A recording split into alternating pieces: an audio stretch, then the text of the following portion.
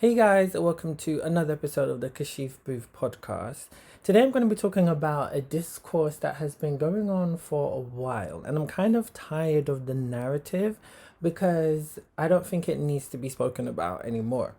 So, a couple weeks ago now, the trailer for Rap Man's new Netflix series Supercell premiered. And if you don't know, it's all about black British superheroes set in South London, which is amazing. This is the type of representation and diversity in storytelling that we want to see. But as the trailer was being shared across social media and going viral, a lot of people were tweeting or leaving comments saying, finally, not another hood show. And it kind of brought up a conversation online as to why every time there's a non-hood show or film that stars black Britons, people always have to say that. And I agree because I feel like that narrative is just so played out, especially now because in 2024, especially in the last 2 years, we've had a number of black British shows that have been quote unquote non hood. I do understand why people are happy when there's not a non-hood show. Yes, because for the last, let's say, 20 years, there have been portrayals of black Britons which have been hood stories or been the most famous ones. When I look at what they are, from my knowledge, and I could be wrong, so guys, tweet me at Kashif Podcast or DM me at the Kashif Booth Podcast. I think all of the hood stuff that has been made have been Bullet Boy, which was with Ashley Waters, the Adulthood trilogy. Then you have Top Boy the series, maybe Dubplate Drama as well, which used to air on like MTV. But that's all I can think about. But I also think about the representation of what black British people were in television and film. Like a lot of the time, the stories that were being told or the characters that were being reflected in British programs, they will always tend to be, about gang related stuff or very stereotypical hood culture. And that was literally the only representation. And there wasn't really any representation of other types of black people. So it was getting tired, and people just wanted to see positive representations of ourselves. And I was definitely heavily critical of this as well. I used to boycott shows and or not watch certain type of shows which only featured us as that.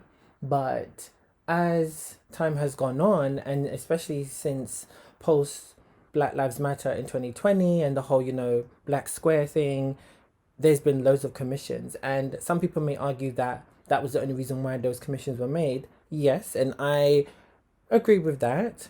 And we have noticed that quite a few of these black British shows have been cancelled or abruptly ended, and I do hope that there's more black British shows that are coming, do get to last longer. So there's that too. But I just feel like you can't keep saying, oh, finally a show that's not hood, when there's been quite a lot, and this goes down to what I'm always saying on my podcast, what I'm always saying on my TikTok.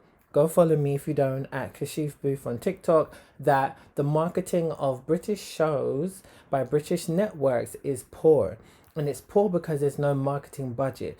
They're only putting all of their marketing budgets into hiring a social media manager, and that's how they're promoting the show. Or if they do have some sort of marketing budget, they're having them promote the show on evening news and daytime TV. Some may argue, oh, but that's good. Yes, it is good to a certain extent, but your main demographic aren't watching the evening news, they're not watching daytime TV, and also, again, social media is algorithm based. So if you don't consume film and TV on your social media like that, you're not going to see it. That's just how it goes. So people are only going to know about a show through word of mouth. So then if people then see that there's loads of different type of black British shows through good marketing, and you guys know, because I'm always saying it, that good marketing is print media ads. They need to be in newspapers, they need to be in magazines, they need to be on the tube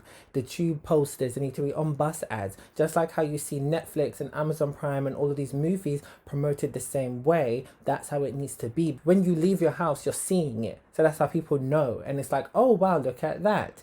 That's how people know about films. That's how people know about TV shows. Because you have to leave your house to go shopping. You've got to go to work. Like, that's how people are going to see it. There's not enough money that's going into it. So that's why these conversations always come up when a new non-hood Black British show comes up. And it's just frustrating because it's annoying that people are continuing that narrative when we've just had so much. I've also been doing a deep dive into the history of Black British film and TV, and it's been very interesting because the way how Black Britons have been portrayed has been predominantly showing Black families as blue collar working class people, never middle class or anything like that. And a lot of the stuff that has been aired has been predominantly about microaggressions or race relations or how to overcome it, and that's through factual TV as well. And so we're only now really in this, I'd say, prime of Black British TV because there's a variety of stuff that we can consume. And I think there's been a lot of Black British shows and films that fits to different demographic of audiences and what they like. And I think that's what we've always wanted, because sometimes a Black British show might be made and then it's like, okay, cool, that's great, but I don't like this type of content. And now we've got that. So I really hope that continues. But honestly, there's so much more than Black British hood stuff, and we need to stop saying, oh great, there's not another one, when realistically, when you look at like the last hood Black British film and project that came out was Top Boy, which ended in late 2023, and was Blue Story by Rapman, and that came out in 2019. We haven't had one since.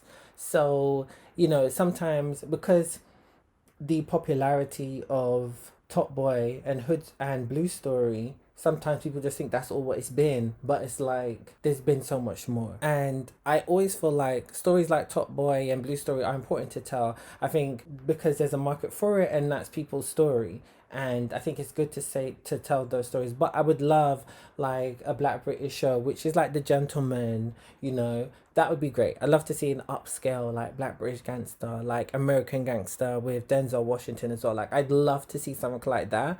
But there's also still a market for Top Boy, for Blue Story, Adulthood, etc. Because Boys in the Hood is a classic, and so these stories matter. But again, it's always about variety. But also, what will squash this conversation is if TV networks really put the money in behind marketing these shows properly, making sure that print media comes back. I'm going to keep talking about this all the time because it's so important to get your show out there, marketing your show the right way, not just through social media.